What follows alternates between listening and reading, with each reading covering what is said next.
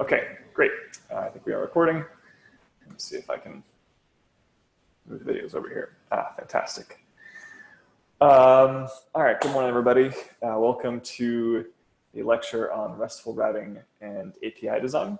If you weren't here earlier in the week, just a quick recap on how this lecture will go. I want to spend about the first 20 minutes or so just talking about RESTful routing, giving an introduction to the topic, why we do it, what it is, how to use it, and then go into a live coding session. I will continue off from some of the data we worked with in the relational database lecture 2 days ago, building a clone of the Quora site.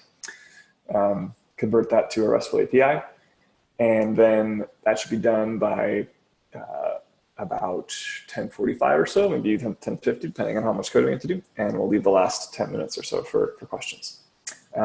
Again, if you have questions in the middle that are kind of clarification, or like you just are lost, or you need me to kind of go back to something that I said previously, feel free to interrupt. If they're more kind of like in-depth questions, I'm going to go and revisit some topic or explain something in more depth, and it's not kind of necessary for your understanding of the lecture as we're going. Please just take note of them and save them for the end of the lecture. Okay, great. So let's start off with RESTful routing and API design.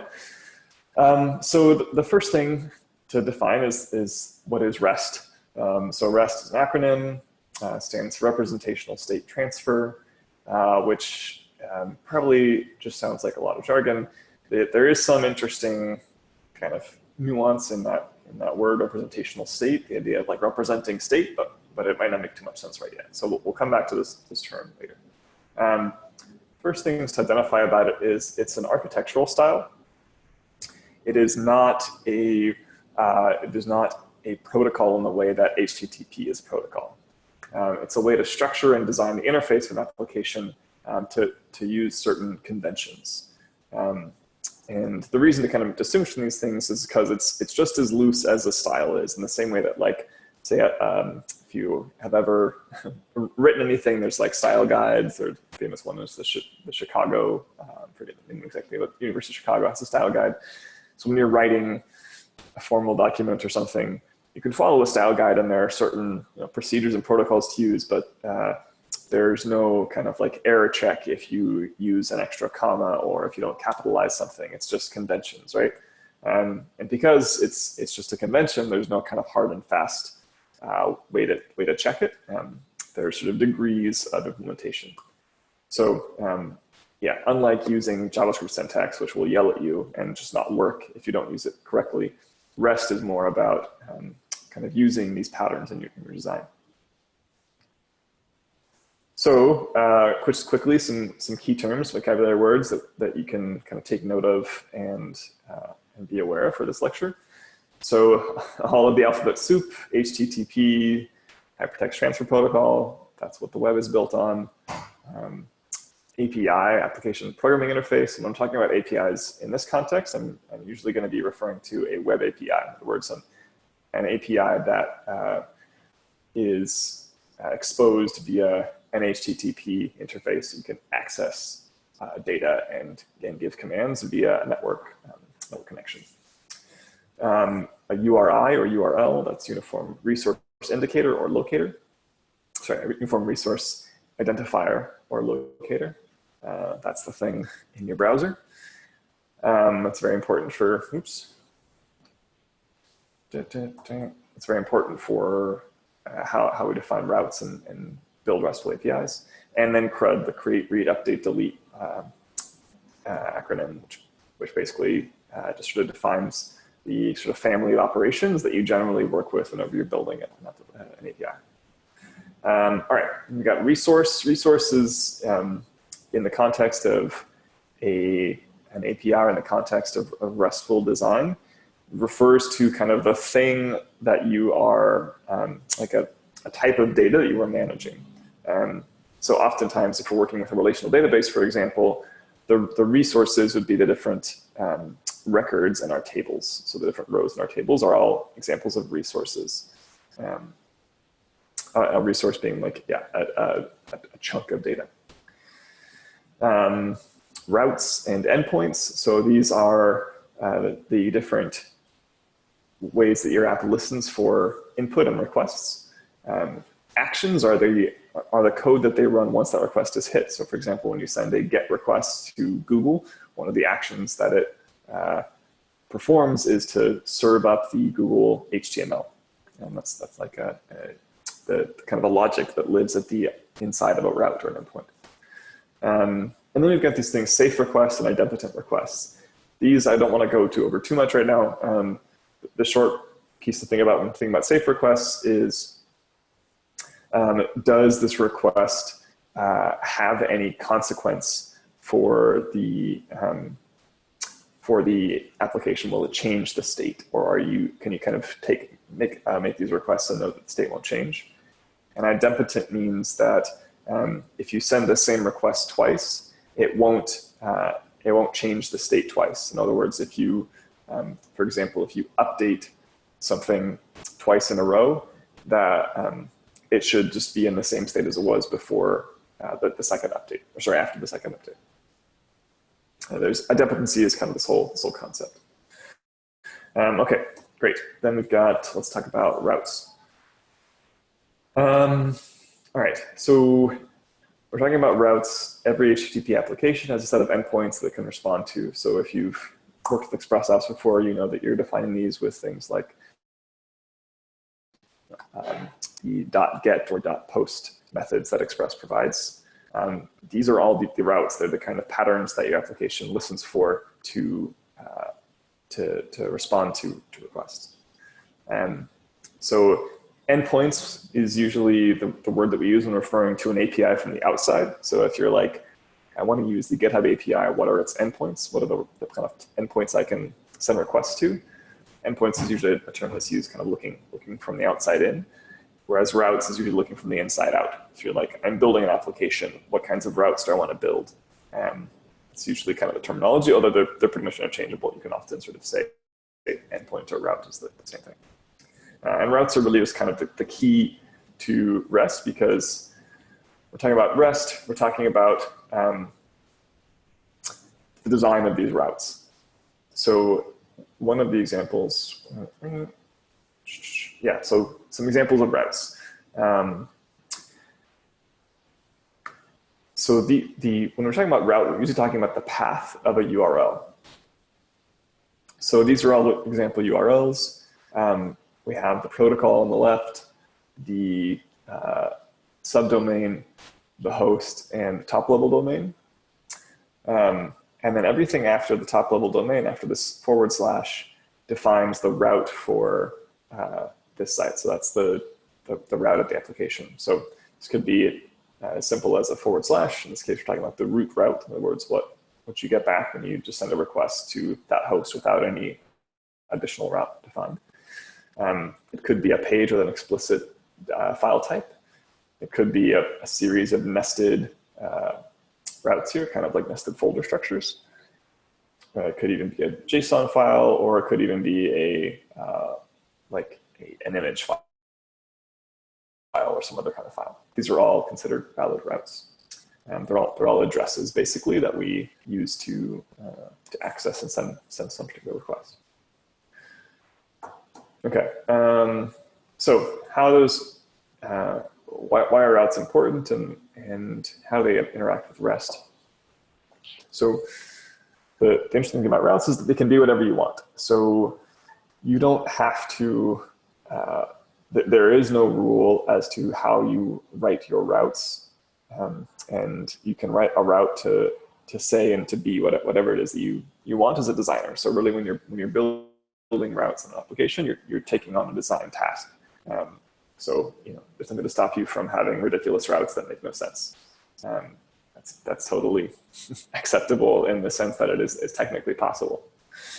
The thing is, though, usually you want to have routes that make some sense, that are reasonable. If you have you want to show users their profile page, probably doesn't make sense to have the route be like /hammer. That just wouldn't make much sense for anybody trying to use your application. And even with some design routes, like if you start off with some kind of a good, consistent naming conventions for routes, over time they can slip. Once you have more developers on a team, things get a bit more chaotic because we're messy and lazy and we don't have clear guidelines. So basically, this is sort of one of the origins of REST, is to give some convention to the design of these routes so that anybody who understands REST can work with a RESTful application and know that they're building kind of within the spirit of that design. In the same way that a style guide for visual designers helps them kind of share visual language using the same colors and fonts and spacing and things like that. A RESTful design is kind of like a way for our developers to agree on some conventions and how we design routes, so that we can all kind of work together and not have to worry about the sort of esoteric nature of any given application. All right, so some basics of REST. Focusing on resources, that's one of the key things, is that we want our routes to reflect nouns, not verbs. The verbs we get, the sort of actions that we are using, come from the HTTP verb we use. In other words, get, post, put, delete. So we're focusing on the nouns and the resources. If we're using a relational data store, these are often the tables or the relations in a database like Postgres. And if you're managing data, then generally you're building a RESTful design around the concept of CRUD. You're building a design that allows users to create, read, update, or delete resources in your application. So the kind of like summary here is that a RESTful design approach takes the different actions, these create, read, update, delete actions, and standardizes how we design endpoints for them in our routes. So a combination of an HTTP verb plus a path. So let's see how these map together.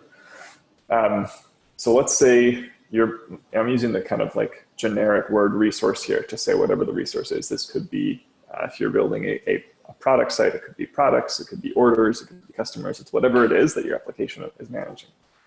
So for the four CRUD actions, I split the read action in CRUD to two specific kinds. There's one which is kind of like read everything, and then the other one is read one specific thing. So these five actions map to a conventional route style to be RESTful, basically. So RESTful routes map to these same actions. So create resource. To create a resource, you're going to be posting to the route with the name, whatever that resource is. So if this is create customer, it'd be post/customers.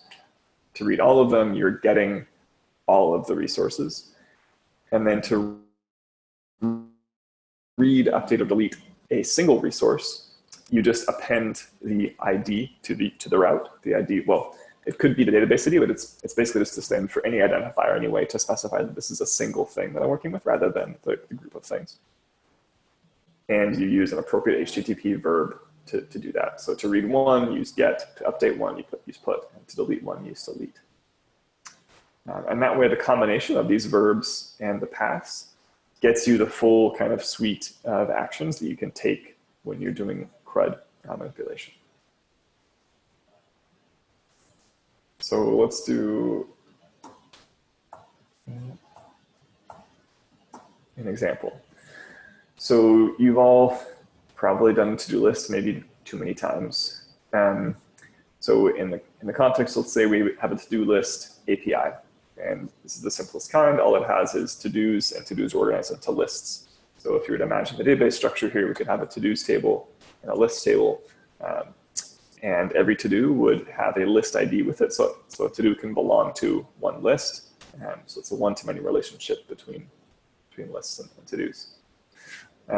So in this case, if we wanted to provide kind of a full API, a full RESTful API for interacting with this to-do list application, we have basically 10 different actions that can be taken, 5 each for lists and to-dos. And the first half, this create list up through delete list, looks pretty similar to this mapping before. All we did is replace the word resources with the word list. So now as a user of this API, I know if I wanted to read one list, for example, I could send a get request to the route lists slash list ID. Where things get a bit interesting is in the second half, when we want to have the CRUD actions for items, instead of saying items as a top level route in the way that lists is, all the items route are nested within a list route. So this is to express that items are basically a subcomponent of lists. They belong to lists. And one of the reasons we do this is because whenever you're actually creating an item or reading an item or updating an item, you always need to know what list it belongs to. It's kind of required that an item always has some list. And so you just include that information right there in the route, in the URL. And you notice that the first section, this list slash list ID, that stays the same for all of the items route, and everything past this last forward slash after list ID is just items, the items route and then item ID for the individual requests. So the pattern is pretty consistent, and you can see how this pattern can be applied to basically any resource that you wanted to manage. It just creates a very simple way to interact with them. Okay, so some things to consider. It's really, RESTful design can be really useful in lots of cases, and when you're building an API or building web application with when you're managing several resources. It can be a very good approach to take, but don't feel like you have to be dogmatic to it. Not every case calls for it. One example I want to point out is, say we wanted to design a RESTful API for signing up and signing in, the kind of user authentication flow. Then we'd have to think about it. Those are both verbs, right? We're saying sign up and sign in.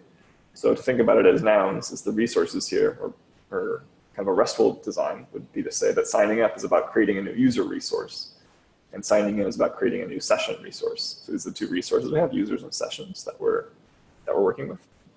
And so we might design routes like to get a new sign up form would be to say it's get/users new, and to sign up to actually create a new user, you'd say post to users. The same thing for sign in and action, say get/session/new and post/sessions. So you see there's these routes, they follow the RESTful conventions of using the HTTP verb get or post, and then the name of the resource we're working with. But in this case, it kind of adds, some people would argue that it adds more, it's kind of too rigid and doesn't really sort of express what these routes are really about, which is about signing up and signing in. And as a user of the site, it's much nicer for me to see like sign in my URL rather than sessions new. As a user, I don't really care whether or not I'm starting a session. I just want to log into this application, right? And so this is one case where RESTful routing can, I think it's fine to bend the rules in this case, because it just makes for a better user experience. So what's our last thing here? Quick history. REST is like one stop in the evolution of like API design and URL design. Before that, there was SOAP. Don't ask. It's now, there's like new ideas coming in. You may have heard of GraphQL as this other way to interact with an API. It's very interesting. I think it's certainly worth exploring. However, REST is very popular on the web and has been for a while. And you'll encounter lots of APIs and lots of sites that follow RESTful approaches. So it's very useful to know REST, to know how to both build RESTful applications as well as consume RESTful APIs. And I think that's it. No, here we go. Okay, last slide. All right, that's it for the lecture portion. What I want to do next is jump into some example code and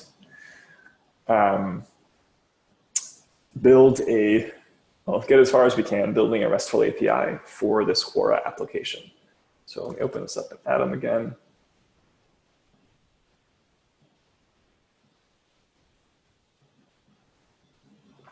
And let's do a quick review. So last time when we were building a database for this Quora clone, we ended up producing a schema that looks roughly like this. The kind of primary tables are questions and answers. So one question, many answers. Users post questions and they post answers. There's this relationship between users and questions and users and answers. Questions belong to a topic, and questions have followers and votes, or sorry, questions have followers and answers have votes. So users can upvote or downvote answers, and you can also follow different questions. So this is the ref schema. And what I want to do is design a JSON web API around this data to allow any other applications to interact with this data, to do full CRUD interaction. So they can, with an API, I could create new questions. They can read all the questions. I could update a single question and even delete them if I own the question. So this is the scheme I'm going to build. Before this lecture, I came up with a bit of scaffolding for this application. Also, the URL, if you wanted to download the code and work on it yourself, is right here. It's just example RESTful API in the Guildcrafts repo. Should be the top one if you go to Guildcrafts. So I built a really basic application around it. I'll take a look at the Express file here. I'm using Express routes.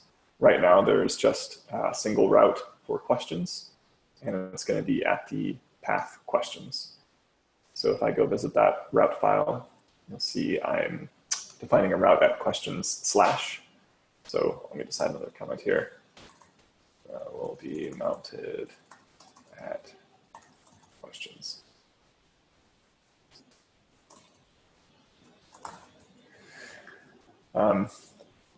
And I import this questions object from my database queries file, and I have this all method on here that gets questions and returns a promise that I then take the results from and send some JSON.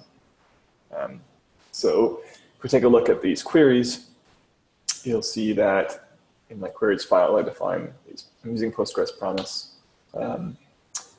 I have this database set up here. I've already created a database and added some seed files. So there's a bunch of seed schema or seed SQL in here. So it's already seeded, and define this questions object with a few different methods on it. This all method I'm using is just returning the results from this query, select all from questions. So you can see I have an all, a get, create, update, and delete for questions. So I've already defined some methods that I want to expand for different resources that we have in this application. But before I get to that, what I want to do is complete the full CRUD actions for a RESTful design of the questions resource, so that I can do things like, basically, what I want to be able to do is say, get all questions, get one question by its ID, and create a question.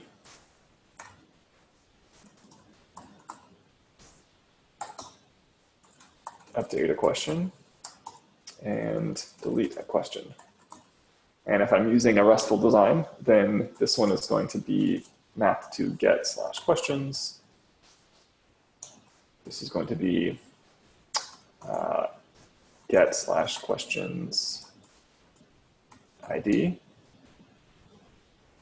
And to create a question is going to say post to questions. To the questions, we'll use the put HTTP verb. And to delete question, we'll use the delete verb. So these are the routes that I need to define. I already have this get all questions route defined. That one's taken care of. What I want to do is define the rest of these routes so that I have a full RESTfully designed API for the questions resource. And before I get started on the code, though, let me get my server running. So I have, what is it called again? npm run start dev. I will start my server with nodemon, so it'll automatically update. And I'm going to use Postman to send these requests. just because I want to be able to send different kinds of HTTP verbs. And if I'm just testing my API in a browser, then the only kind of request I can send is a GET request, unless I'm using JavaScript, which I don't want to go that fancy. Once Postman takes, oh boy. Is that up? Oh man. Okay. Cancel this. Okay. So I want to send a GET request to, let's see, I'm listening on port 3000, right? I'm going to send a GET request to port 3000/questions. And there we go. This returns the list of questions here. If I were to go to the same URL in my browser, see it's also working here. It's just returning some JSON with the data from the database. Okay, great. So that makes sense because in here, I got the questions, format them as JSON and send them back. Let's create some more routes. So the next one I want to be able to do is to get a question by its ID. So I'll say this, and then I want to send a, let's say, ID of 3. So I should be able to send this, but right now, yeah, it's telling me I can't get this. I'm getting a 404 back. Okay, so this route, let's say router.get/ID. Remember, I'm nested within the questions route, so I don't have to worry about adding questions here. And then I have request and response, callback. And here, let's see, what's the method I want to use? In queries, I have this get method. So this will turn either 1 or no questions given that ID. So I can say questions.get params.id, and then results. Let's see, this is just a question. Result. Do that, and then I'm curious what happens. I just want to log here if I give it an invalid ID. So I'm going to see what question result is.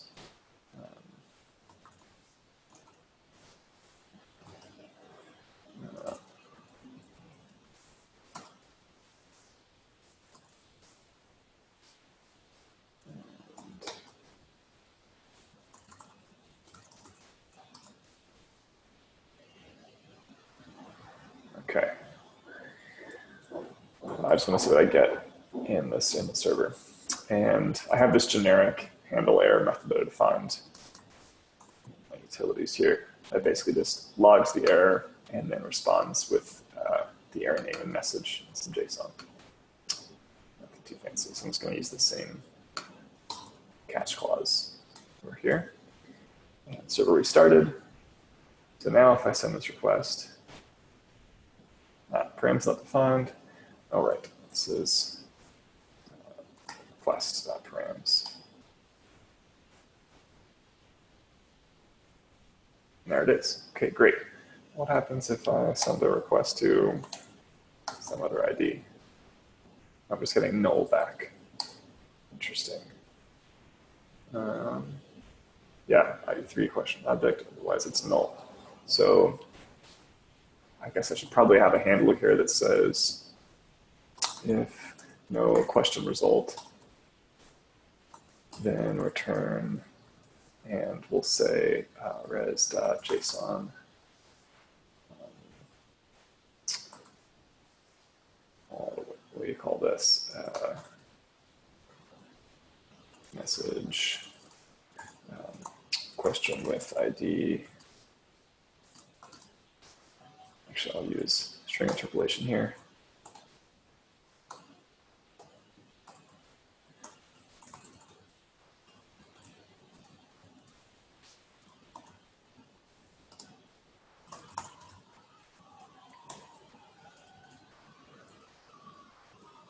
Okay. Otherwise, I'll do the standard.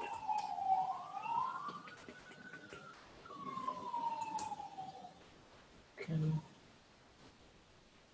Great. So now I'm getting error message back as opposed to just null. Otherwise, I'm getting questions.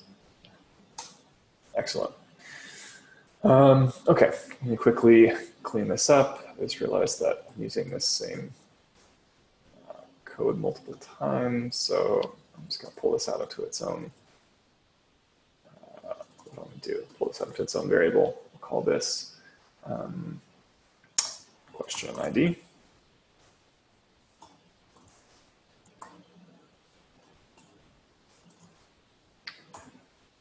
And now that's there.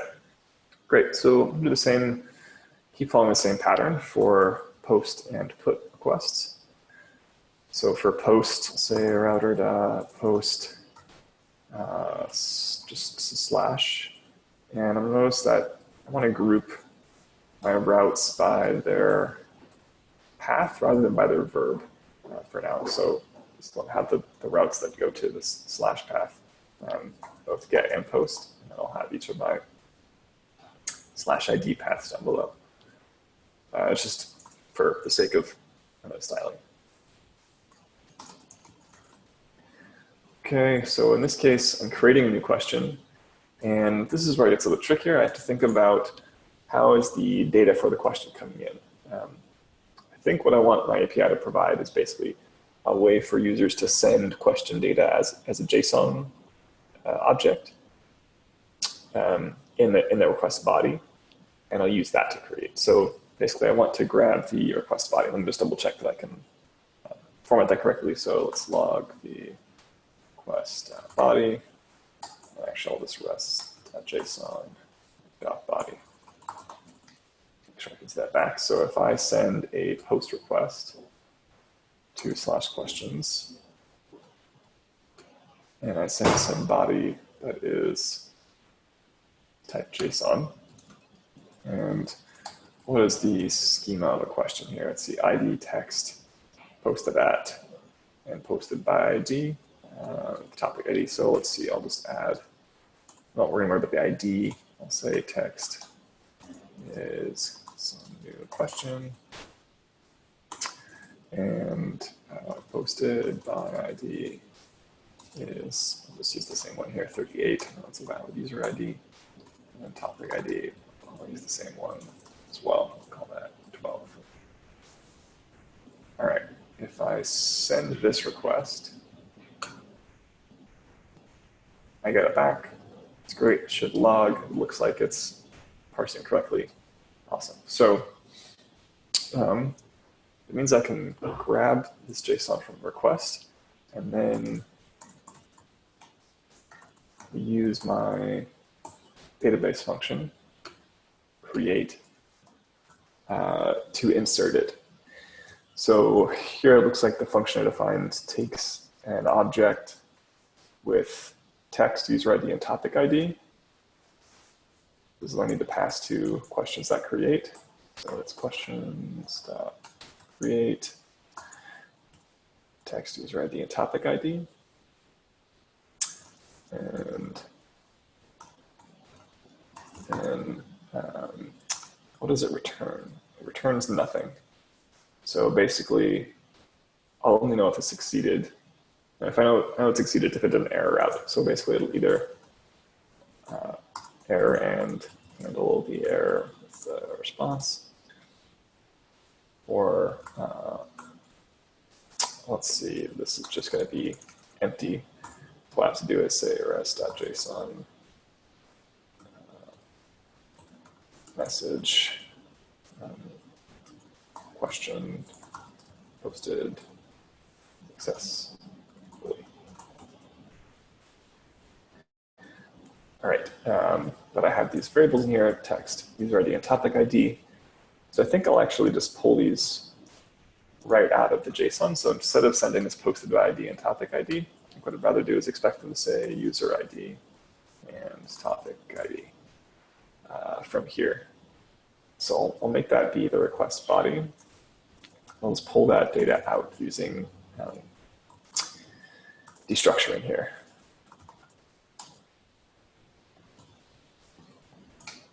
And of course, I could just pass request body directly into create, but I like writing it with destructuring and then restructuring, simply to be very explicit about which keys I want to use from the request body.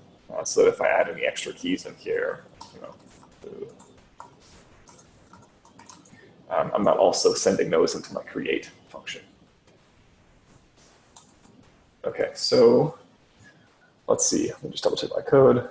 Grab text user ID, topic ID, pass them to the create function, which will take them, insert them into questions, text posted by topic ID with those values, using PG promises, sort of modified string interpolation to be a bit safer. And then if it's successful, respond with JSON message saying it posted successfully, otherwise it'll handle the error. So let's see if this works. Here's my input data. Actually, just a sec before I do this, let me make sure. Yeah, let me get all the questions, see what the last one is. The last one has an ID of 40, so I'm expecting a question with ID of 41, with that question to come up. Let's see what happens there. Post.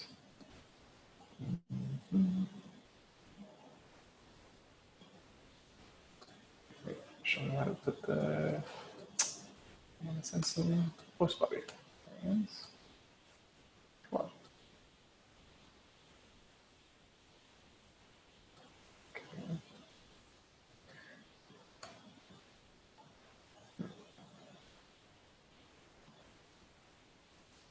I want to change the body for this post. It's just here. Oh, goodness. Wow.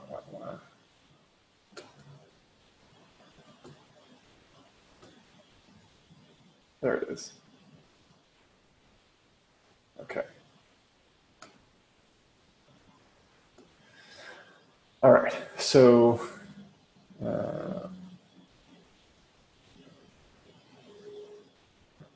send raw text, and this looks good. Until quote identifier at or near. Interesting.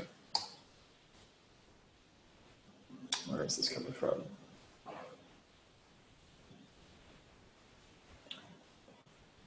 Got it. So when I'm parsing this JSON, something is missing. Do I need to?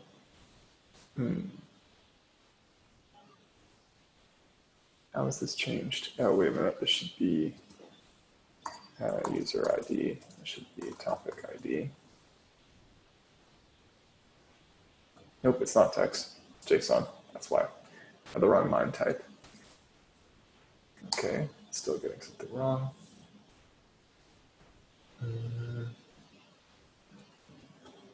Is there something wrong in my code? Grab the request body. Let's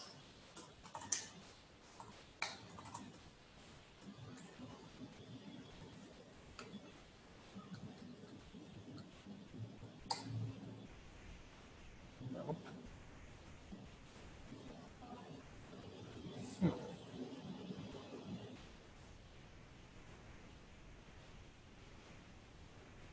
Unterminated quote identifier. Where is this error coming from? At or near blank. That's super useful.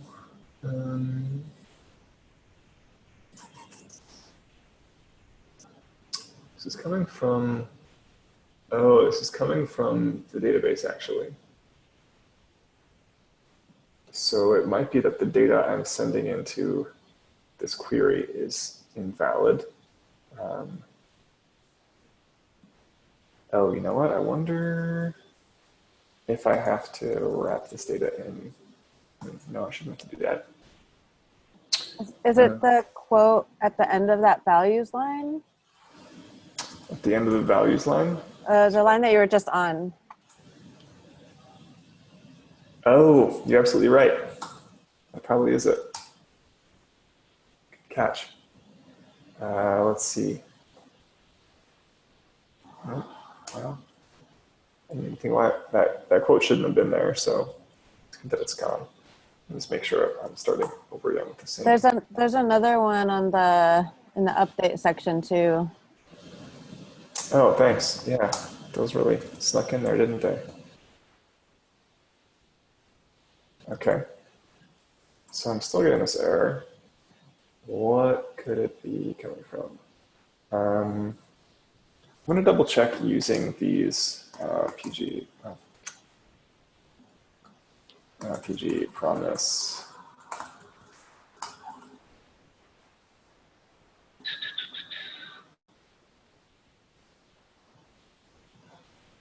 I want to see how what the examples are of using this kind of interpolation. So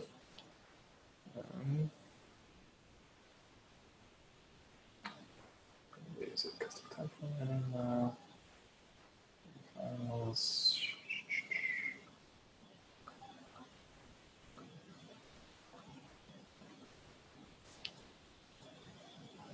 Here we go. Oh, am I?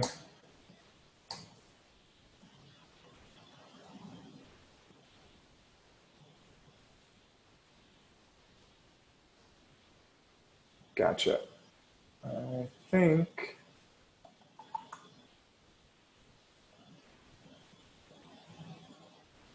Underscores. Okay. So it's not doing any kind of quoting for these.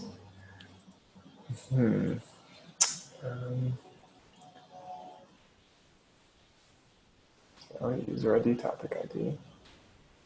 That is how they're using it. Doc ID. Okay. Parameters, prop name. Wow.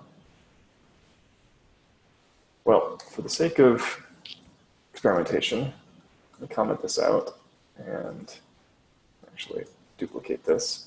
Instead of using named parameters, I'm just going to use positional parameters. So I'll just replace this with 1, 2, and 3.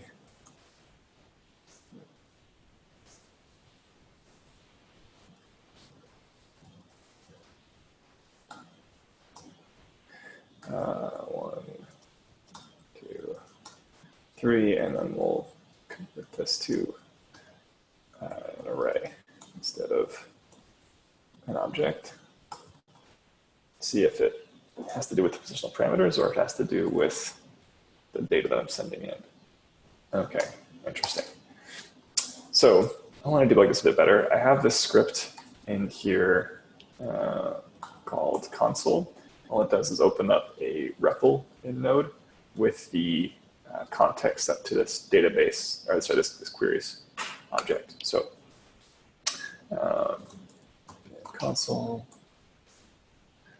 run console, that's right, script run.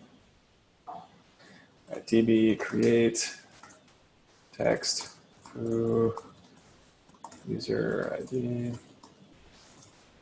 2 and topic ID 2. Await questions.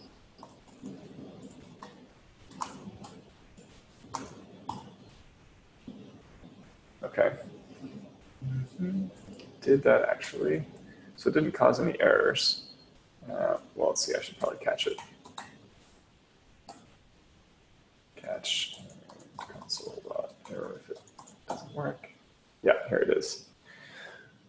Okay, so something about this, it's parsing incorrectly.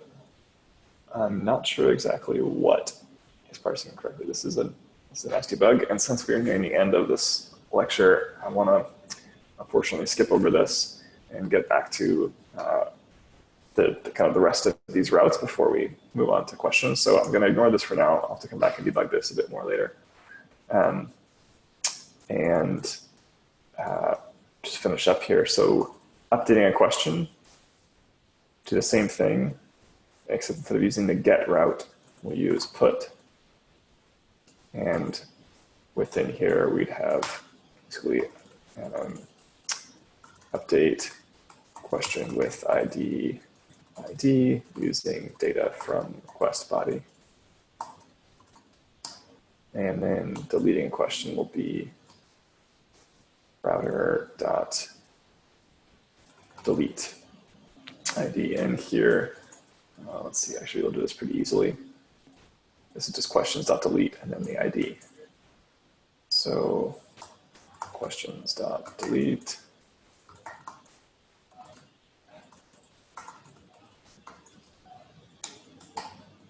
And what am I doing here? This is rest.json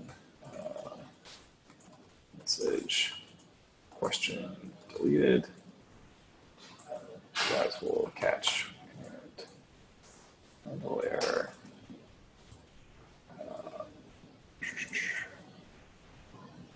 The response. Okay. So with this, we at least have all the different routes defined. I could send a request to a delete request now to questions 40.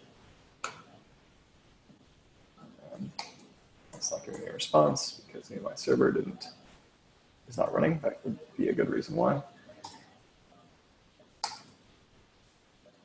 I've already sent it now. Works, question deleted. If I were to get questions again, get questions. There's that ID 39, there's no more ID 40.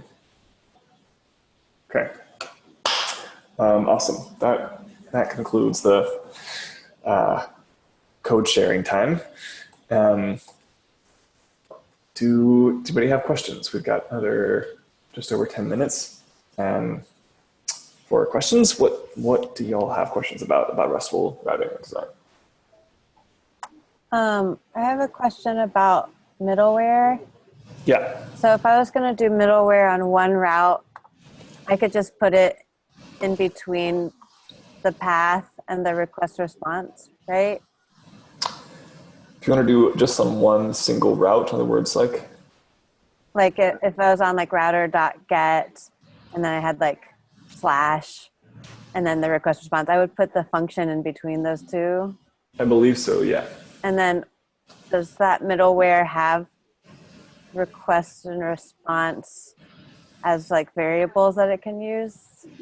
It does, yeah. Every piece of middleware, so the example you're talking about, Sally, is basically be able to do something like const my middleware is a rec, res, and next. That's the three parameters it takes. So you could do something like log rec dot params next. And then you could do router.get, and then in here say my middleware and the rest of the route. And that would run this function before it ran this route function. And then in order for it to have rec.body, I know you have to put body parser somewhere. Do you put that on app, or do you also have to put it on the router? Yeah, so put it on the app. Exactly, yeah. So all of these things, the Express application that I created before I started adding these routes, this use function adds middleware before the routes actually show up. So we're using the body parser middleware to encode forms as well as to encode URLs as well as to encode JSON. Okay, thank you. Yeah, no worries. What's the URL encoded part of body parser again? It's a good question. I don't remember off the top of my head. I just know it's something that you need whenever you're parsing bodies. URL encoded Express body parser. What does it do?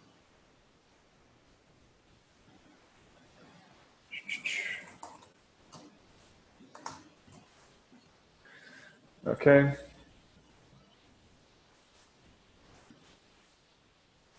Well, only parses URL encoded bodies.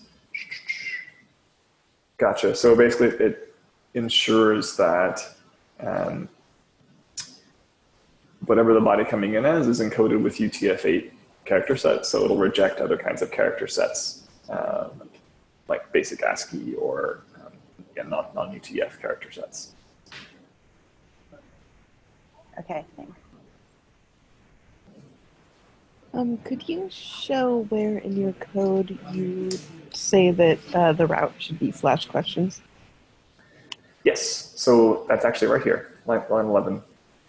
So because this route is defined as its own file, or not that it's its own file, it's defined as its own instance of this router object, this router function. And then I add routes on top of it. So now I've got this router here in the context of this file. This router has routes at / and get route. So get / post / get /id and so forth. But then when I actually add it to my application, I'm adding it underneath this subroute. So all of the routes inside of questions get appended to the questions route. That's why I can just say /questions, and it'll take me here. And I send a get request to just /questions. Does that make sense? Yeah, I think so. Thanks.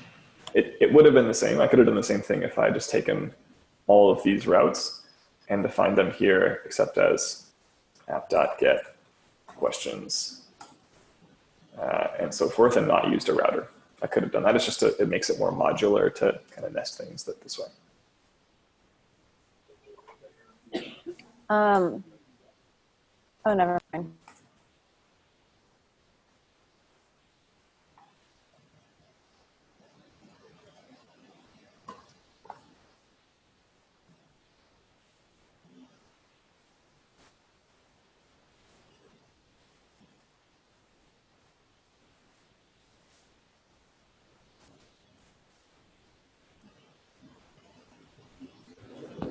Any other questions? Would you be willing to post this code somewhere so we can look at it more? Yeah, it's actually already posted. The link is in the what is this thing called? Presentation.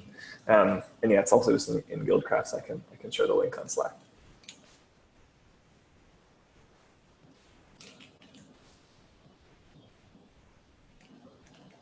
I have a question. It's kind of a general question. When do you need an API? Like, you don't always build an API, do you? Every time you build an app, or do you always build an API? No, you don't always need an API. Not at all. Yeah, it's a good question. When would you need an API? So there's lots of reasons to do so. So some designs, application designs, create a very explicit boundary between the front-end application and the back-end application. So in other words, if you have a front-end application that's built in React, say, you might want to have that application actually served independently of your API. So it doesn't actually contain any of the data from, it's not like connecting directly to your database. It's merely sending requests to some API of yours. And that what you can do is you can sort of design your API independently of your front-end application. And those two things don't have to be bundled together. They're sort of two separate tools that talk to each other. Another good reason to build an API is if you want to allow other external services to interact with your application. So like it's in Facebook's best interest to provide an API, because then third-party app developers can now access data and build on top of it. So it's kind of like it's a way to allow other users to like other developers to extend and build additions and interact with your application and your data in new ways.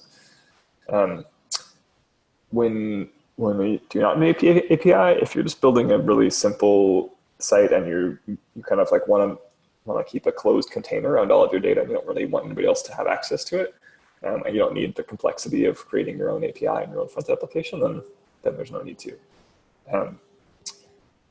So RESTful routing still applies to non-API design. So if you're just designing a site that doesn't actually have an API, but where you have multiple routes and you have lots of different pages that people are visiting, it can still be helpful to use a RESTful design approach, because you have to think about things like, how do I kind of nest and structure and organize all the different routes in my application, and RESTful design provides some guidance in doing that. Does that answer your question? I know that was a very big question, so we can talk about it a lot longer. But so like even if you don't want even if you're not building it for other people, you would build it for your own app to use it. You could, yeah. All right, thanks. Yeah, no problem.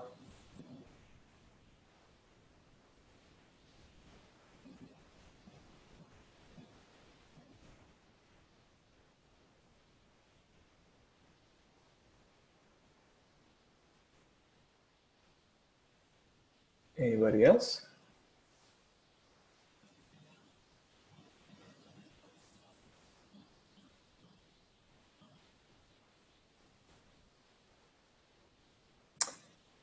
Okay, great. Well, thanks everybody. I will share this lecture once the video processes on YouTube, and yeah, good luck and happy coding today.